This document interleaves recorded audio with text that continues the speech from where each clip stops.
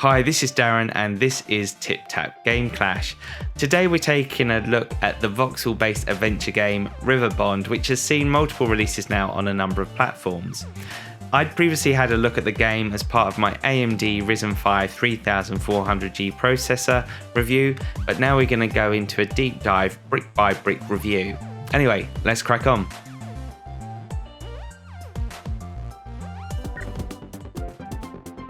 Riverbond has a play mechanic that's very similar to the likes of Enter the Gungeon, mixed a bit with Zelda. I say Zelda only slightly because of the way you can do a charge up attack, where you hold down your attack button for a short period of time, and if you're wielding a sword, spear or axe for example, you will then unleash it in a devastating swirl. Swirl or twirl? Basically you just do a spin attack. But I don't think that gameplay mechanic works in-game, and my reason for saying that is that it takes time to charge up, and when doing so and being surrounded by a dozen enemies, you will find that there will be occasions where you just keep dying because you just can't get that spin attack charged up. The other element that's touched on is the dodge roll, which is very similar from what Enter the Gungeon introduced, and that allows you to dive out the way, which you can just keep tapping, so you'll be rolling all over the shop in order to avoid all these creatures, and there are loads of them. In total there are 9 worlds which you get to explore, and each one takes you to a number of different locations. Throughout each level there are a number of chests to find, and inside you will find a selection of weapons and skins.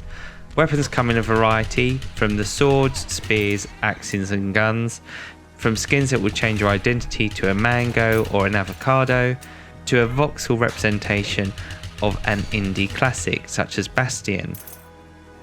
Also on each level is a number of locals, and these will provide some structure to what your objectives are. This might be from lowering drawbridges, reading books, and even dehoming crabs. And at the end of each level there is your typical boss fight. These are incredibly taxing, and while some people have commented that these are the enjoyable part of the game, I would completely disagree. I can't even remember how many times I died, and there is a time limit in which you can get a bonus if you defeat them within, which I think is impossible. And I suppose this is where my big pain point is with this game. Riverbond doesn't seem to know who its target audience is, and while most games would probably relish at this idea, and with Riverbond it's more essential. That's because if you're buying this to play as an adult, well, you're just going to get a straightforward adventure game that's quite quick to play through. Each level takes about 35 minutes in a single player game, so if you add a buddy or two, then you're going to probably play through it a bit quicker. Because of its visual appeal, it probably targets more a younger audience, and this therefore is where I think the biggest failure is, because it's just too bloody challenging. Boss fights are just pure frustration. I personally have lost count of the amount of times I've died when facing off against a rather large enemy. And while beating them was rewarding in the sense that I finally could say I've completed that bloody level, the bosses themselves have a very predetermined routine, and therefore it just becomes a bit laborious to face off against them. When compared to the likes of Enter the Gungeon, where its self-generated levels provide a uniqueness, you kind of are missing out on something with Riverbond. And yes, the environments are lush and amazing to look at, but yeah. And let's just talk about the audio, because this is annoying music. So if you're somebody who doesn't like the sounds of Baby Shark, then you probably won't like any of this audio score at all. It's certainly one to play with the volume down low and a different soundtrack up high. Overall, Riverbond is not a bad game. There's lots to like about it. However, because it's so short-lived, I don't get a feeling of replayability. I just want to play that level, get it done as quickly as possible, so I can move on and stop playing this damn game. 9 levels, 35 minutes, so you're talking about 4.5 hours worth of gameplay. It's quite short. Would I buy this then? No, definitely not. But as it's part of the Xbox Games Pass experience currently on the PC, it does mean I'm playing it as part of my membership, so I don't really have to think about the cost.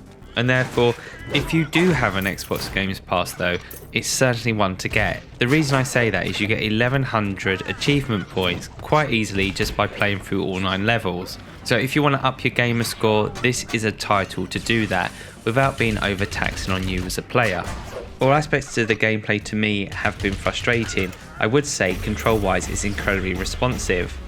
If you've already checked out voxel based games such as Minecraft Adventures or even The Tourist, which recently got released on Nintendo Switch, then Riverbond will certainly be a title that appeals to you.